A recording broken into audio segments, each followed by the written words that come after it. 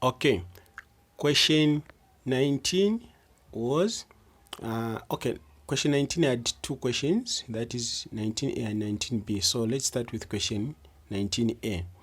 So find open bracket x squared minus x plus 7 dx. Okay, so what I'm going to do is I'm going to rewrite this question here. I will write that statement there. So what I'm going to do now, I'm going to remove the brackets and write it like this. So I'm going to write x squared. Remember, this question is asking us to integrate this expression or this equation. Okay, so what I'm going to do is I'm going to write 6x squared, then I'm going to add 1 to the power, which is going to be plus 1, then minus 2x. Now, as you can see, a number without a power is, we take it that is raised to the power of 1. So I'm going to write 2x raised to the power of 1, then plus 1, okay, which will be plus 7.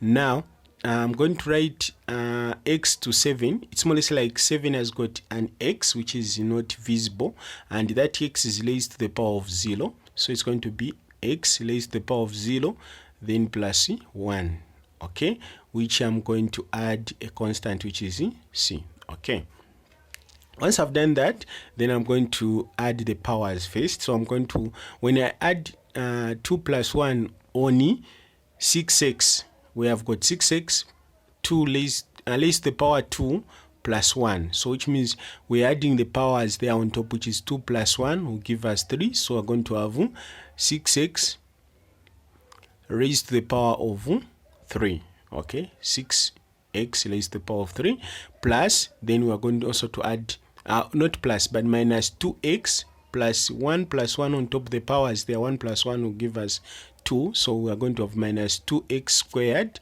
then plus 7x, which is x is raised to the power 0 plus 1, which is going to be raised to the power 1. So we're going to have 7x raised to the power 1, then plus c. Okay, now we are going to divide these numbers by their powers. So we're going to have 6x divided by 3, then negative 2x squared divided by 2, then 7x plus 7x to the power 1 will be divided by 1.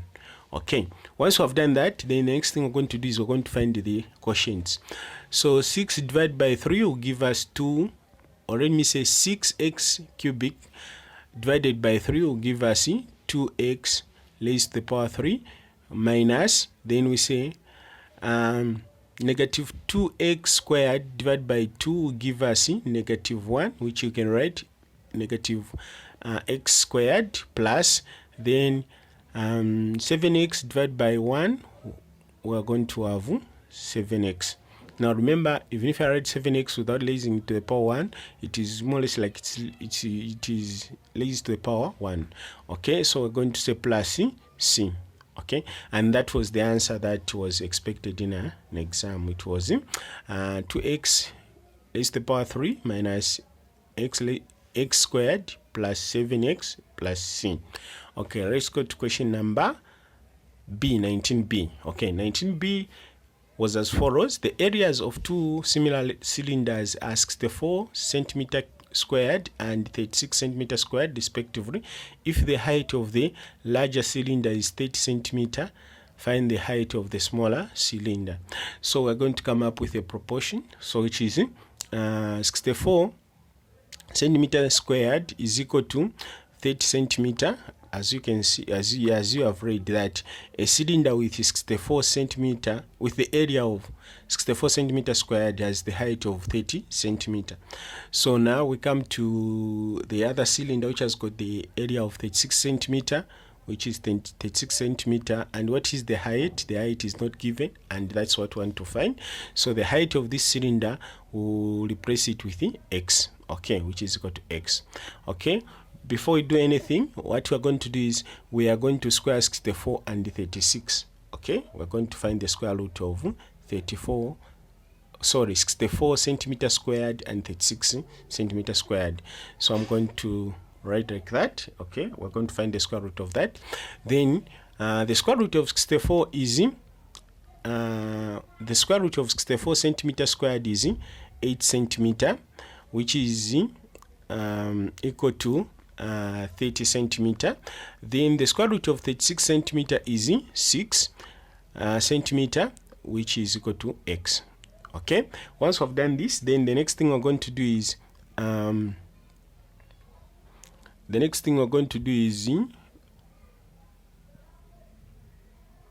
okay, the next thing we're going to do next is now we're going to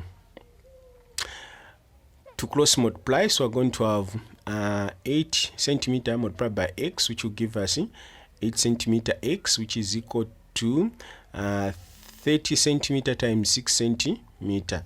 Okay, then we're going to come up with 8 centimeter x is equal to 180 centimeter squared. 180 centimeter squared. Now, because of space, I'll take it up there. I'm going to write it up there. Then what we're going to do here now, we're going to divide 8 centimeter x by 8. What we want to remain with x alone. Okay, so remember x, that is the height of the smaller cylinder. So we're going to divide both sides by x because we want to remain with x alone, so that we can be able to find the exact value of x, and that will be the height of the smaller cylinder. Okay, so we're going to divide both sides by 8. Okay, all right, so we say 8 centimeter x divided by 8 centimeter will give us x. Okay, 8 centimeter x divided by 8 centimeter will give us x. Then we're also going to divide this side. We're going to divide this side by 8 centimeter.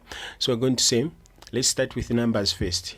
180 divided by 8 will give us 22.5. Then we say centimeter squared divided by centimeter will give us centimeter.